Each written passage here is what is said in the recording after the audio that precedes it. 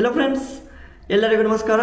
ಇವತ್ತಿನ ಈ ಒಂದು ಸಂಚಿಕೆಯಲ್ಲಿ ಪರಿಶಿಷ್ಟ ಜಾತಿ ಮತ್ತು ಪರಿಶಿಷ್ಟ ಪಂಗಡದ ಅಭ್ಯರ್ಥಿಗಳಿಗೆ ಒಂದು ಪೂರ್ವಭಾವಿ ತರಬೇತಿಯನ್ನು ನೀಡುವ ಸಂಬಂಧ, ಅದು ಮೇನ್ಲಿ ಫಾರ್ UPSC.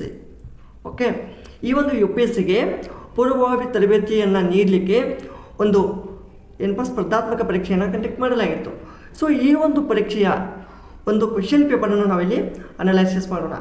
ಸೊ ಈ ಒಂದು ಕ್ವೆಶ್ಚನ್ ಪೇಪರು ಈ ಮುಂಬರುವ ಈ ಒಂದು ಫ್ರೀ ಕೋಚಿಂಗ್ ಎಕ್ಸಾಮ್ ಏನದಾವಲ್ಲ, ಫಾರ್ ಎಕ್ಸಾಂಪಲ್ ಇದೇ ತಿಂಗಳ ಮೇ 31ನೇ ತಾರೀಕು ಈ IAS ಮತ್ತು KSಗೆ ಒಂದು ಪೂರ್ವಭಾವಿ ತರಬೇತಿಯನ್ನು ನೀಡುವ ಸಂಬಂಧ ಒಂದು ಎಕ್ಸಾಮನ್ನು ಕಂಡಕ್ಟ್ ಮಾಡೋರಿದ್ದಾರೆ.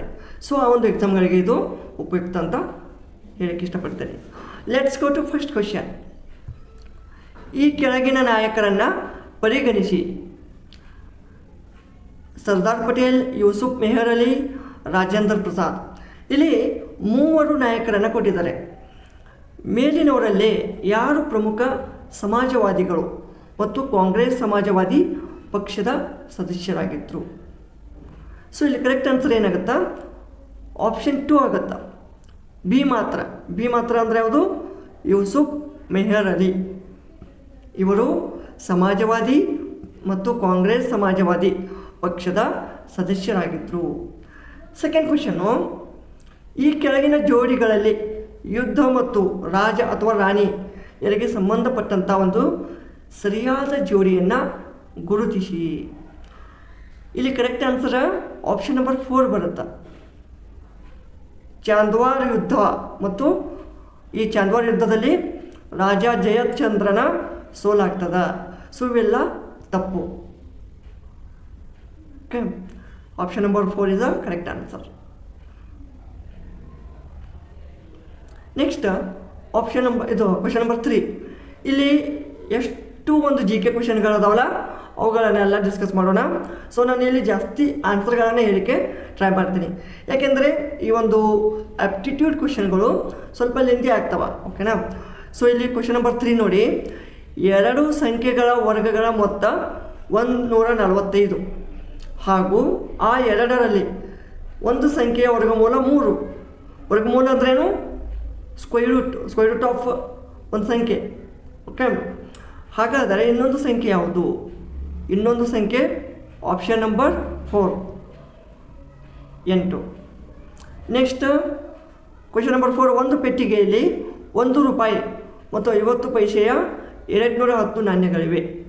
ಅವುಗಳ ಆಯಾ ಮೌಲ್ಯಗಳ ಅನುಪಾತವು 13:11 ಇದೆ. ಹಾಗಾದರೆ ₹1 ನಾಣ್ಯಗಳ ಸಂಖ್ಯೆ ಎಷ್ಟಾಗಿದೆ? 78 ಇದು ಕರೆಕ್ಟ್ ಆನ್ಸರ್. ನೆಕ್ಸ್ಟು, ದೀಪ ನಿಗದಿತ ಸಮಯದಲ್ಲಿ ಪ್ರವಾಹದ ದಿಕ್ಕಿನಲ್ಲಿ 26 ಕಿಲೋಮೀಟರ್ ಹಾಗೂ ಪ್ರವಾಹದ ವಿರುದ್ಧ ದಿಕ್ಕಿನಲ್ಲಿ 14 ಕಿಲೋಮೀಟರ್ ಈಜಬಲ್ಲಳು. ಅಂದರೆ ಇದು ಅಪ್ಸ್ಟ್ರೀಮ್ ಮತ್ತು ಡೌನ್ಸ್ಟ್ರೀಮ್ ಮೇಲೆ ಈ ಒಂದು ಕ್ವೆಶನನ್ನು ಕೇಳಲಾಗಿದೆ. Boat related. ನೀರಿನ ಪ್ರವಾಹದ ವೇಗ 3 ಕಿಲೋಮೀಟರ್ ಪರ್ ಗಂಟೆ, 3 ಕಿಲೋಮೀಟರ್ ಪರ್ ಅವರ್. ಆದರೆ ನಿಶ್ಚಲ ನೀರಿನಲ್ಲಿ ಅಥವಾ ನಿಂತ ನೀರಿನಲ್ಲಿ ದೀಪಾಳ ಈಜುವ ವೇಗ ಎಷ್ಟು? Option number 1, 10 kilometre per hour. Next, 2850ಗೆ ಒಂದು ಸೈಕಲನ್ನು ಮಾರಿ ಒಬ್ಬ ವ್ಯಾಪಾರಿ -14% ಲಾಭ ಗಳಿಸ್ತಾನೆ. ಲಾಭವು -8ಕ್ಕೆ ಕುಸಿದರೆ ಸೈಕಲನ್ನು ಮಾರಿದ ಬೆಲೆ ಎಷ್ಟಾಗತ್ತಾ? ಈಗ 14ಕ್ಕೆ 14 ಲಾಭ ಬೇಕಂದ್ರೆ ಇಷ್ಟಕ್ಕೆ ಮಾಡಬೇಕು. ಆದರೆ ಅವನ ಲಾಭ 14% ಇರೋದೇ 8% ಆಯ್ತಂದ್ರೆ ಅವನು ಮಾರಿದ ಬೆಲೆ ಎಷ್ಟು? 2700. ನೆಕ್ಸ್ಟ್ ಕ್ವೆಶನ್ನು, ಈ ಕೆಳಗಿನವುಗಳಲ್ಲಿ ಇತರೆ ಚಿತ್ರಗಳಿಂದ ವಿಭಿನ್ನವಾದ ಚಿತ್ರವನ್ನು ಆಯ್ಕೆ ಮಾಡಿ. ಸೊ ಇಲ್ಲಿ 1, 2, 3 ಒಟ್ಟಾರೆ 4 ಚಿತ್ರಗಳನ್ನು ಕೊಟ್ಟಿದ್ದಾರೆ.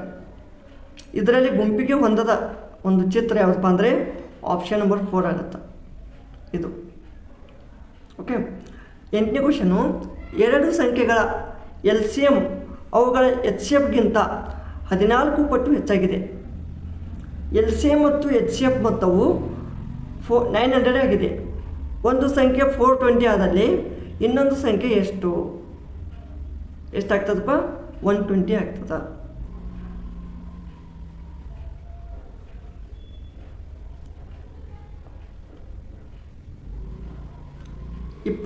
ಜನವರಿ 2024 ಶುಕ್ರವಾರ ಆಗಿದ್ದರೆ 15 ಆಗಸ್ಟ್ 2024 ಮತ್ತು 26 ಜನವರಿ 2025 ಅನುಕ್ರಮವಾಗಿ ಯಾವ ದಿನಗಳಾಗಿರ್ತವ? ಶುಕ್ರವಾರ ಮತ್ತು ಭಾನುವಾರ. ಕಾನ್ಸ್ಟಿಟ್ಯೂಷನ್ ಎಂಬ ಪದದ ಅಕ್ಷರಗಳನ್ನು ಬಳಸಿ ಎಲ್ಲ ಸ್ವರಗಳು ಒಟ್ಟಿಗೆ ಬರುವಂತೆ ಎಷ್ಟು ಈ ಒಂದು ಜೋಡಿಗಳನ್ನು ಮಾಡ್ಬೋದು. ಸೊ ಇಲ್ಲಿ ಕರೆಕ್ಟ್ ಆನ್ಸರ್ ಏನಾಗತ್ತಾ? Option number 3.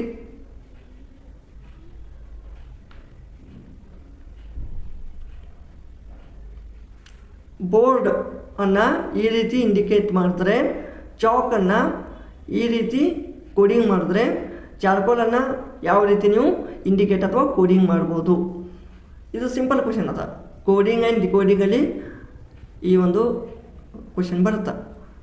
ಇದು ಆಪ್ಷನ್ 3.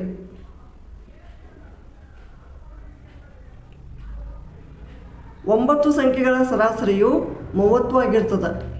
ಮೊದಲ 5 ಸಂಖ್ಯೆಗಳ ಸರಾಸರಿಯು 25 ಆಗಿರುತ್ತದೆ ಹಾಗೂ ಕೊನೆಯ 3 ಸಂಖ್ಯೆಗಳ ಸರಾಸರಿಯು 35 ಆಗಿರುತ್ತದೆ.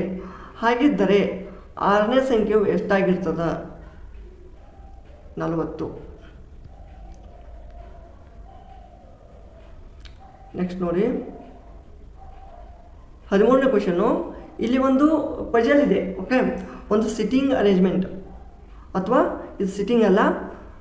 ಓಕೆ, ಈ ಪ್ರಯಾಣದ ಬದಲಾದ ಈಗ ABCD ಅಂತ 5 ಜನರು ಪ್ರಯಾಣ ಮಾಡ್ತಾ ಇರ್ತಾರೆ. ಅದರಲ್ಲಿ BU Cಯ ಮಗಳು, ಆದರೆ CU Bಯ ತಂದೆಯಲ್ಲ. ಅಂದರೆ ರಿಲೇಷನ್ಶಿಪ್ ಮೇಲೆ ಈ ಒಂದು ಕ್ವಶನನ್ನು ಕೇಳಲಾಗಿದೆ. ಸೊ ಇಲ್ಲಿ ಕ್ವಶನ್ ಲಾಸ್ಟ್ ಏನು ಕೇಳಿದ್ದಾರೆ? ಕುಟುಂಬದಲ್ಲಿ ಎಷ್ಟು ಜನ ಹೆಣ್ಮಕ್ಕಳು ಇದ್ದಾರೆ? 3. ನೆಕ್ಸ್ಟ್ ಇಲ್ಲಿ ಒಂದು ಸಮೀಕರಣವನ್ನು ಕೊಟ್ಟಿದ್ದಾರೆ. ಈ ಸಮೀಕರಣದಲ್ಲಿ ಪ್ಲಸ್ ಅಂದರೆ ಮಲ್ಟಿಪ್ಲಿಕೇಶನು, ಸಬ್ಸ್ಟ್ರಾಕ್ಷನ್ ಅಂದರೆ ಆ್ಯಡಿಷನು, ಹೀಗೆ ಒಂದಕ್ಕೊಂದು ಇಂಡಿಕೇಟ್ ಮಾಡ್ಕೊತ ಹೋದ್ರೆ ಓಕೆ. ಸೊ ನಿಮ್ಮದು ಕೊನೆಯ ಉತ್ತರ ಏನು ಬರುತ್ತಾ? 41.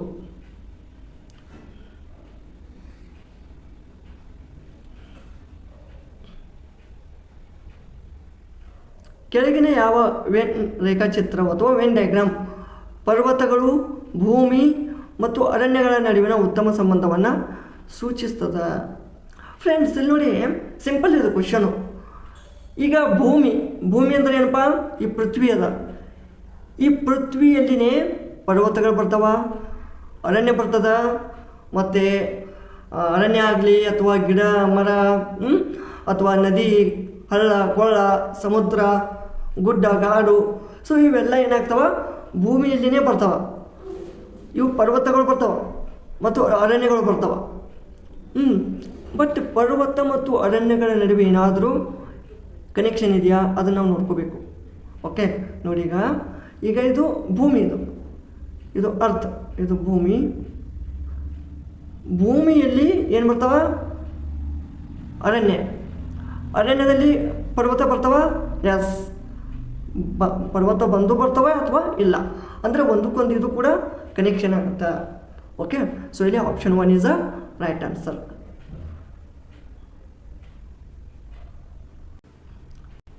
ನೆಕ್ಸ್ಟ್ ಕ್ವಶನ್ ನೋಡಿ, ಇಲ್ಲಿ ಒಂದು ರೇಖಾಚಿತ್ರವನ್ನು ಕೊಟ್ಟಿದ್ದಾರೆ.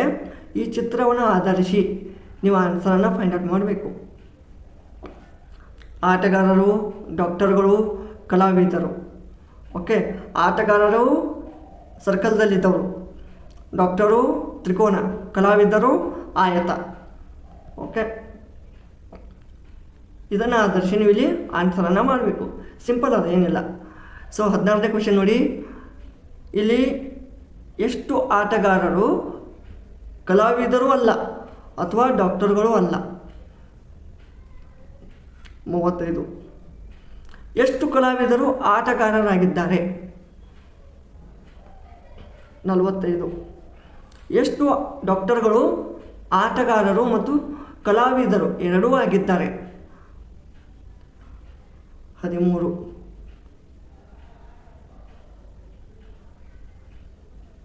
ನೆಕ್ಸ್ಟ್ ಕ್ವಶನ್ನು, ಈ ಕೆಳಗಿನ ಹೇಳಿಕೆಗಳನ್ನು ಪರಿಗಣಿಸಿ. ಸೊ ಒಂದೇದು ನೋಡಿ, ಚೌರಿ ಚೌರ ಘಟನೆಯು ನಾಗರಿಕ ಕಾನೂನು ಭಂಗ ಚಳುವಳಿಯನ್ನು ಅಂತ್ಯಗೊಳಿಸಲು ಕಾರಣವಾಯಿತು. ಇದು ರಾಂಗ್. ಚೌರಿ ಚೌರ ಘಟನೆ ಇದು ಅಸಹಕಾರ ಚಳುವಳಿಯನ್ನು ಅಂತ್ಯ ಮಾಡಲಿಕ್ಕೆ ಕಾರಣೀಭೂತವಾಯಿತು. ಸೊ ಇದು ರಾಂಗ್. ಅಸಹಕಾರ ಚಳುವಳಿಯನ್ನು ಔಪಚಾರಿಕವಾಗಿ 1ನೇ ಆಗಸ್ಟ್ 1920 ಪ್ರಾರಂಭಿಸಲಾಯಿತು. ಸೊ ಇದು ಕರೆಕ್ಟ್ ಅದ. ಚೌರಿ ಚೌರ ಘಟನೆಯ ನಂತರ ಅಸಹಕಾರ ಚಳುವಳಿ ತೀವ್ರಗೊಂಡಿತು. ಇದು ರಾಂಗ್. ಈ ಒಂದು ಘಟನೆಯ ನಂತರ ಮಹಾತ್ಮ ಗಾಂಧೀಜಿಯವರು ಈ ಚಳುವಳಿಯನ್ನು ಹಿಂಪಡೆಯುತ್ತಾರೆ. ಸೊ ಆದ್ದರಿಂದ ಇಲ್ಲಿ ಎಷ್ಟು ಹೇಳಿಕೆ ಸರಿಯಾಗಿದಾವ? 1 ಮಾತ್ರ.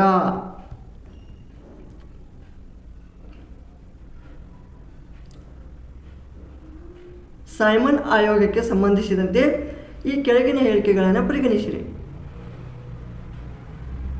ಸೊ ಇಲ್ಲಿ ಈ ಒಂದು ಆಯೋಗವು ಯಾವುದೇ ಭಾರತೀಯ ಸದಸ್ಯರನ್ನು ಒಳಗೊಂಡಿಲ್ಲದ ಕಾರಣ ಭಾರತೀಯರು ಅದನ್ನು ಬಹಿಷ್ಕರಿಸಿದರು. ಕರೆಕ್ಟ್. 1919 ಭಾರತ ಸರ್ಕಾರ ಕಾಯ್ದೆಯ ಈ ಒಂದು ಕಾರ್ಯನಿರ್ವಹಣೆಯನ್ನು ಪರಿಶೀಲಿಸಲಿಕ್ಕೆ ಈ ಆಯೋಗವನ್ನು ರಚಿಸಲಾಗಿತ್ತು. ಇದು ಕರೆಕ್ಟು. ಸಿ ಏನದ?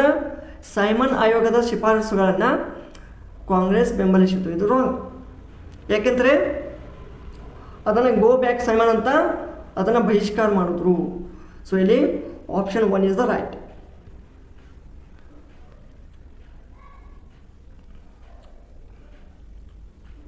ಇಲ್ಲಿ ದುಂಡು ಮೇಜಿನ ಪರಿಷತ್ತಿಗೆ ಸಂಬಂಧಪಟ್ಟಂಥ ಈ ಕೆಳಗಿನ ಜೋಡಿಗಳನ್ನು ಪರಿಗಣಿಸಿರಿ. 1 ಭಾಗವಹಿಸಿದವರು ಮತ್ತು ಅವರು ಪ್ರತಿನಿಧಿಸಿದ ಪಕ್ಷ. ಇಲ್ಲಿ ನೋಡಿ, CR ದಾಸ್ ಸ್ವರಾಜ್ ಪಕ್ಷ ಅಂತ ಅಂತಿದ್ದಾರೆ. ಸೊ ಇದು ರಾಂಗ್ ಆಗ್ತದ. BS ಮುಂಜೆ ಹಿಂದೂ ಮಹಾಸಭಾ, ಇದು ಕರೆಕ್ಟ್ ಅದ. ತೇಜ್ ಬಹದ್ದೂರ್ ಸಪ್ರು ಲಿಬ್ರಲ್ಸ್, ಇದು ಕರೆಕ್ಟ್. ಸೊ ಇಲ್ಲಿ B ಮತ್ತು C ಮಾತ್ರ.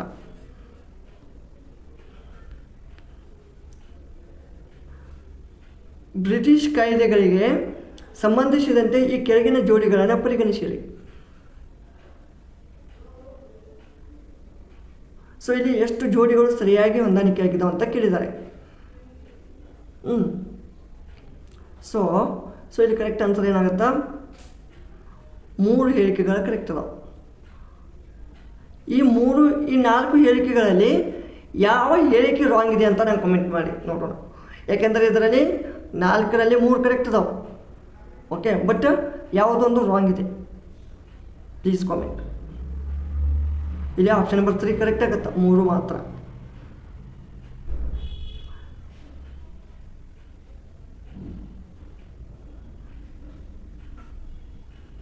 ಮಾಜಿ ಪ್ರಧಾನಿ ಮನಮೋಹನ್ ಸಿಂಗ್ ಅವರನ್ನು ಕುರಿತು ಈ ಕೆಳಗಿನ ಯಾವ ಹೇಳಿಕೆಗಳು ಸರಿಯಾಗಿದ್ದಾವ? ಇವರು RBI ಗವರ್ನರ್ ಆಗಿದ್ದರು, ಕರೆಕ್ಟು. ಕೇಂದ್ರ ಸರ್ಕಾರದ ಹಣಕಾಸು ಸಚಿವರಾಗಿದ್ದರು, ಕರೆಕ್ಟು. ಪದ್ಮವಿಭೂಷಣ ಪ್ರಶಸ್ತಿ ಪುರಸ್ಕೃತರು, ರೈಟ್. ಇವರು ಅಸ್ಸಾಂನಿಂದ ರಾಜ್ಯಸಭೆಗೆ ಆಯ್ಕೆಯಾಗಿದ್ದರು, correct. So ABCD 4 correct.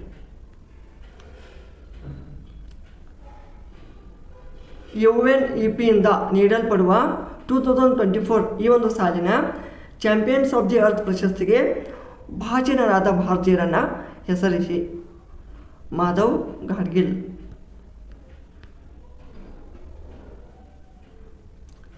Bima ಸಖಿ ಯೋಜನೆಗೆ ಸಂಬಂಧಿಸಿದಂತೆ ಈ ಕೆಳಗಿನ ಯಾವ ಹೇಳಿಕೆಗಳು ಸರಿಯಾಗಿವೆ? ಸೊ ಇಲ್ಲಿ ಕೊಟ್ಟಂಥ 4 ಹೇಳಿಕೆಗಳು ಕರೆಕ್ಟ್ ಅದಾವೆ. ಈ ಯೋಜನೆಯಡಿ ಮುಂದಿನ 3 ವರ್ಷಗಳಲ್ಲಿ 2 ಲಕ್ಷ ಮಹಿಳಾ ಭೀಮಾ ಏಜೆಂಟ್ಗಳನ್ನು ನೇಮಿಸಲಾಗುವುದು. ಇದು LICಯ ಒಂದು ಯೋಜನೆಯಾಗಿದೆ. 3 ವರ್ಷದ ತರಬೇತಿ ಅವಧಿಯನ್ನು ಒಳಗೊಂಡಿದ್ದು, ಈ ಅವಧಿಯಲ್ಲಿ ವಿಶೇಷ ತರಬೇತಿ ಭತ್ಯೆಯನ್ನು ಸಹ ನೀಡಲಾಗುವುದು. ಓಕೆ, ಇಲ್ಲಿ 10ನೇ ತರಗತಿಯನ್ನು ಪೂರೈಸಿದ ಈ 18ರಿಂದ 70 ವರ್ಷ ವಯಸ್ಸಿನ ಮಹಿಳೆಯೆಲ್ಲರೂ ಈ ಯೋಜನೆಗೆ ಅರ್ಹರಾಗಿರ್ತಾರೆ. ಓಕೆ, ಸೊ ಮುಂದಿನ ಒಂದು ಸೆಷನಲ್ಲಿ ಇನ್ನಷ್ಟು ಕ್ವಶನ್ಗಳನ್ನು ಡಿಸ್ಕಸ್ ಮಾಡುವ. ಅಲ್ಲಿಯವರೆಗೆ ನಮಸ್ಕಾರ.